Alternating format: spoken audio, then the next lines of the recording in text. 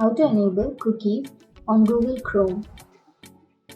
So if you want to enable cookies on Google Chrome, then first of all you have to open up a browser, any browser which you're comfortable with. I'm here with Google Chrome browser. And now after opening your Chrome browser, you can go to the upper right corner which has the three dots icon. Simply click on that and then go to settings. And after opening your settings, here on the left side you will have a bunch of options. You can simply go to privacy and security, and after opening your privacy and security here, if you scroll down under the privacy and security, you will have cookies and other site data. Simply click on that. And now here on the first one you will have allow all cookies. You can simply click on that. And that's it. That's how you enable cookies on Google Chrome. And if you have any questions, feel free to comment below. Thanks for watching.